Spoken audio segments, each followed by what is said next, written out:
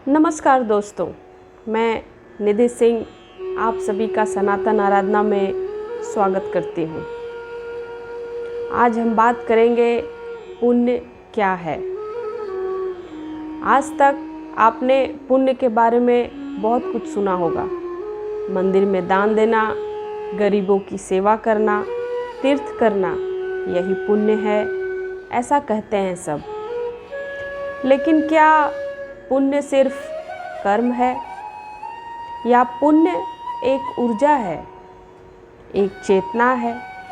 आज हम जानेंगे पुण्य का ऐसा रहस्य जो ना आज तक किताबों में, ना उपदेशों में, बल्कि आपकी आत्मा के गहराई में छुपा हुआ है। सनातन आराधना में आप सभी का दिल से स्वागत, जहां हम बात करते हैं उस सनातन सत्य की जो काल से भी परे है। पुण्य क्या है, आइए इसको साधारण भाषा में समझते हैं। धार्मिक दृष्टिकोण से पुण्य का अर्थ है ऐसा कर्म जो शुभ फल दे। शास्त्रों में कहा गया है, पुण्यम पापम च कर्मणो फलम, यानी पुण्य और पाप दोनों का फल मिलता है। दान करना, व्रत करना, यज्ञ करना, तीर्थ यात्रा करना, ये सब पुण्य के कार्य कहे जाते हैं। मनुस्मृति कहती है, सत्यम दानम तपो यज्ञः पुण्यम पुण्यस्य कारणम। लेकिन दोस्तों, ये पुण्य का बाहरी रूप है, इसकी सतह है।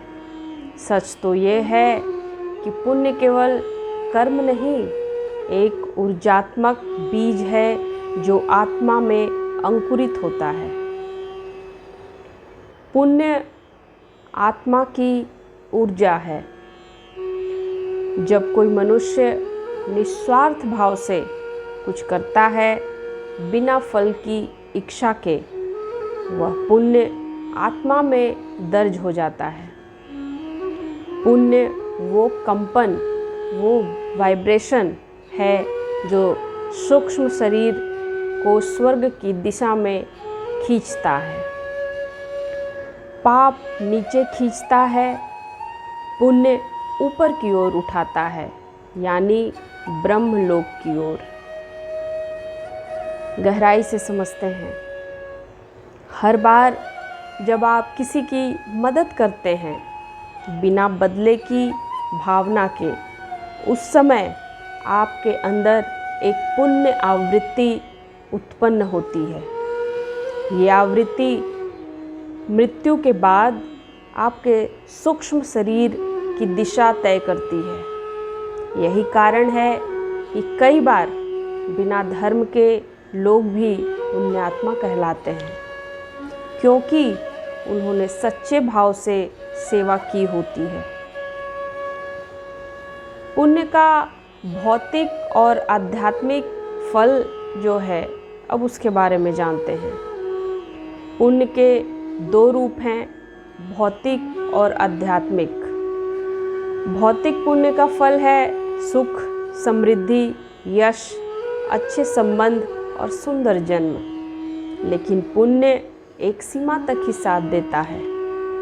जैसे मोबाइल की बैटरी, एक बार ख़त्म फिर से चार्ज करना पड़ेगा, वैसे ही पुण्य है। आध्यात्मिक पुण्य का क्या फल है, अब वो समझते हैं। आध्यात्मिक पुण्य जो है, उसका फल है मोक्ष की दिशा में एक कदम। जब कोई पुण्य अहंकार से नहीं बल्कि साक्षी भाव से किया जाता है, तब वह आत्मा को जन्म मरण से मुक्त करने की दिशा में ले जाता है। श्री कृष्ण गीता में कहते हैं, न ही कल्याण कृत कंचित दुर्गतिम तात गच्छति। जो पुण्य करता है वह कभी पतन को प्राप्त नहीं होता। पुण्य और योग क्या है, अब इसके बारे में समझते हैं। अब सवाल है, क्या पुण्य योग से जुड़ा है? उत्तर है हाँ। जब हम ध्यान करते हैं, जब हम अपने विचारों को शुद्ध करते हैं, तब भी पुण्य अर्जित होता है, क्योंकि पुण्य केवल कर्म से नहीं, चेतना से उत्पन्न होता है। जब आप किसी का अपमान नहीं करते, किसी की निंदा नहीं करते, किसी को मन से क्षमा कर देते हैं, वो सूक्ष्म पुण्य है, यानी छोटा पुण्य। और यही सूक्ष्म पुण्य मृत्यु के समय सबसे बड़ी संपत्ति बनता है।